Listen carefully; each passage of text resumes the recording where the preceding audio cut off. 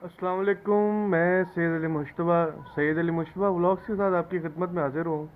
اللہ تعالیٰ آپ کو بہت خوش رکھے، ہنستا ہوا رکھے، بسا ہوا رکھے، ہر روز نئی صبحوں کے ساتھ، نئی آنے والی روشنی کے ساتھ اللہ تعالیٰ آپ کو ڈھیروں خوشیات عطا فرمائے، اپنے حفظ و ایمان میں رکھے اور آپ کی جتنی خواہشات ہیں اللہ تعالیٰ ان کو پورا کرے۔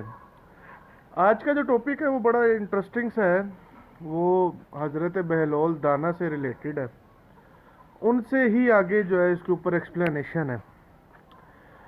حضرت بہلول ایک نامی جانی ہستی ہیں جس کا قریباً ہر کسی کو پتہ ہے۔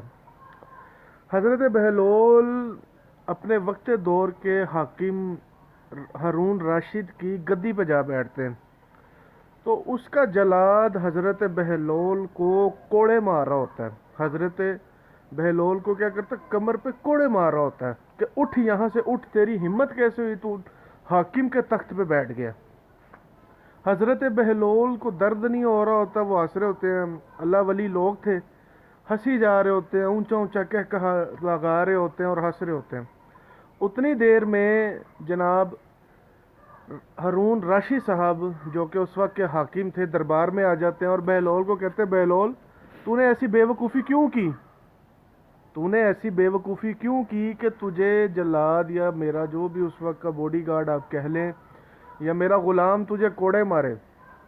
حضرت بہلول اسے کہتے ہیں، راشد تجھے، ہارون راشد تجھے اپنی حکومت پہ کتنا فخر ہے؟ مربوں میں پتہ نہیں ان گنت ایکڑوں میں وہ اس وقت کی حکومت پھیلی ہوئی تھی، اچھا خاصا خزانہ بھی تھا۔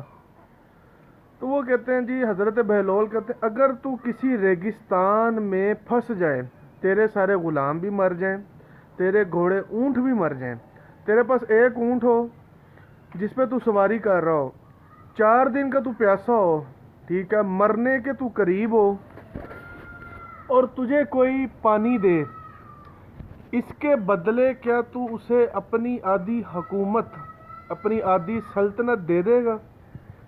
ہارون راشد کہتا ہے جی ہاں میں دے دوں گا، کیونکہ زندگی سے بڑھ کے تو کچھ نہیں ہے۔ اچھا پھر تو تھوڑے سے دن گزارے، اور تیرا ایک میں ورڈ یوز کر رہا ہوں، یہ مذاق والی بات نہیں ہے، تیرا اگر پیشاب بند ہو جائے، کیا تو اور کوئی حکیم تجھے ملے اور اس کا علاج بتائے، بتانے کے لیے تجھ سے تیری بقایا آدھی حکومت مانگے؟ کیونکہ اگر پیشاب بند ہو جائے تو انسان، یہ میڈیکل کے لوگ زیادہ بہتر سمجھ پائیں گے اس لفظ کو، اس جو میں نے سینٹینس بولا ہے، پیشاب بند ہونے سے انسان کی جو اذیت ہوتی ہے نا، جس میں وہ مبتلا ہو جاتا ہے، جس اذیت میں عام آدمی جس تو یہ تکلیف نہ ہو وہ اس چیز کا اندازہ بھی نہیں لگا سکتا۔ خیر، کیا تو اس حکیم کو اپنی آدھی حکومت بھی دے دے گا، آدھی سلطنت دے دے گا جو باقی رہ جاتی ہے؟ کہتا ہاں میں دے دوں گا۔ حضرت بہلول ایک چھوٹی سی اسمائل لے کے ہنستے ہیں اور کہتے ہیں، ہارون راشد تیری سلطنت کی صرف پانی اور پیشاب اوقات ہے، صرف اور صرف اتنی اوقات ہے تیری سلطنت کی۔ بات آ جاتی ہے جناب، آخر انسان کو پھر کس چیز کا غرور ہے؟ میں ایک تھوڑی سی اور بات بتاتا چلوں۔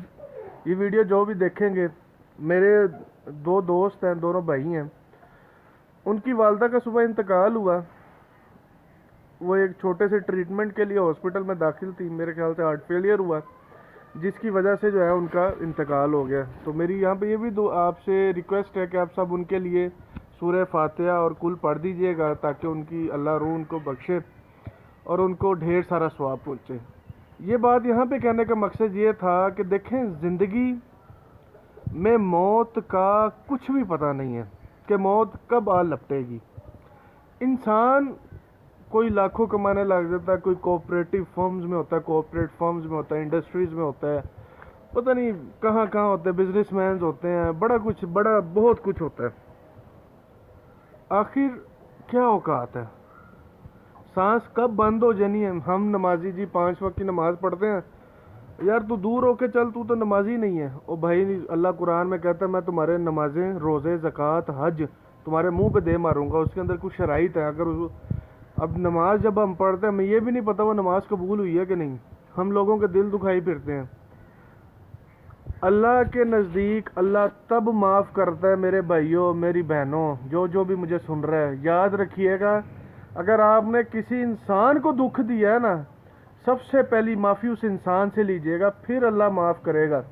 اللہ اللہ کے گناہ خود معاف کرتا ہے، لیکن جو حقوق العباد ہے، جو ماں کو آپ نے کبھی دکھ دیا ہو، باپ کو دکھ دیا ہو، کسی کو بھی دکھ دیا ہو، کسی بھی انسان کو، کسی بھی بشر کو دکھ دیا ہو، اس کی معافی اللہ نہیں، اللہ کہتا ہے پہلے اس انسان سے معافی مانگو، اگر وہ انسان تمہیں معاف کرے گا میں پھر تمہیں معاف کروں گا۔